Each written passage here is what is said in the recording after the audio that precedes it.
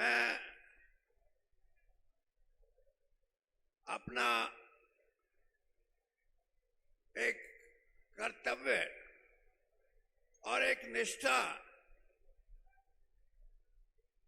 जो देश की राजनीति में जिसकी जरूरत है, हम पार्टियों में बंध के अपने महान नेताओं के लिए अलग अलग जगह जाएं, इस बात का मैं कहीं जाए कोई नहीं जाए, कोई किसी नेता के लिए जाए कोई किसी के लिए नहीं जाए, इन चीजों से ऊपर उठ के अगर देश की राजनीति चलानी है, हरियाणा के अंदर एक नया दौर कायम करना है, तो देवीलाल जी जैसे महापुरुषों के लिए किसी पार्टी का बंधन नहीं होना चाहिए, किसी इंसान का बंधन नहीं होना चाहिए। सबको मिलके अपने श्रद्धा सुमन उनको अर्पित करने चाहिए।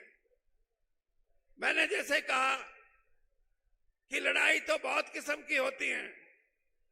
कोई लोग यूनियन बनाते हैं, कोई एसोसिएशन बनाते हैं और अपने अपने कामों के लिए, अपने अपने लक्ष्यों की पूर्ति करने के लिए बहुत सी ऐसी चीजें हैं जिनके लिए संघर्ष करते हैं।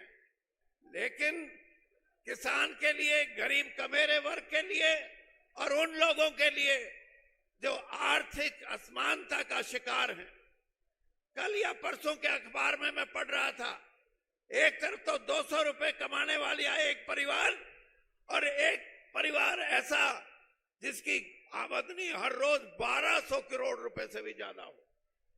ऐसी असमानता में, ऐसी डिस्पैरिटी में अगर अर्थव्यवस्था हमारी चलेगी तो देश से कभी गरीबी खत्म नहीं हो सकती।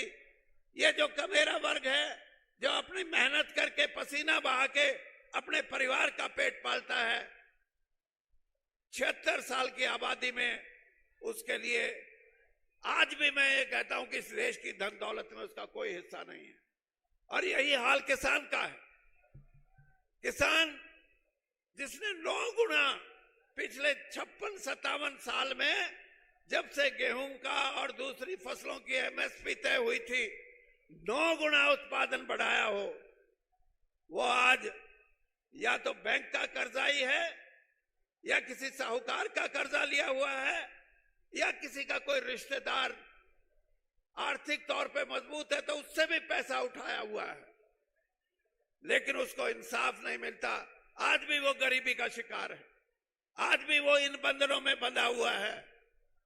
तो इस लड़ाई को लड़ने के लिए, लड़ाई तो पुरानी है, लेकिन देवीलाल जी ने इस लड़ाई को लड़ने का एक तरीका, जैसे मैंने कहा, लड़ाई को जोरदार तरीके से लड़ने के लिए, अपने हकों की लड़ाई लड़ने के लिए उन्होंने जो अभियान चलाया था, उसी का कारण है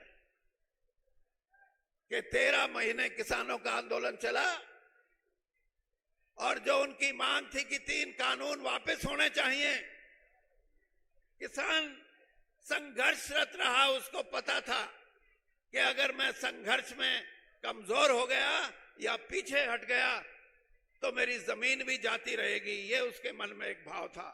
और ये भाव इसलिए कि देवीलाल जी ने अपनी जिंदगी में इस लड़ाई को लड़ने का संकेत दिया था किसानों को कि जाति पाति से ऊपर उठ के, धर्म से ऊपर उठ के, अपनी मान्यताओं से ऊपर उठ के अपनी लड़ाई को लड़ना सीखो।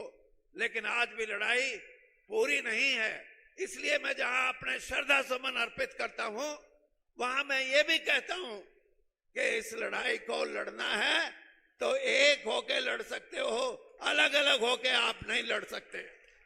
और उनकी इस जन्मदिन पे मैं इतना ही कहूंगा कि जो उन्होंने आदर्श, जो लड़ाई का बिगुल बजाया था, मैं आज 77 साल का हूं। मेरा राजनीति से नहीं, लेकिन एक बात आपके बीच में कह के जा रहा हूं कि जब तक जीवित रहूंगा किसान की और कमेरे वर्ग की लड़ाई लड़ता रहूंगा। यही प्रेरणा देवीलाल जी ने दी थी। धन्यवाद।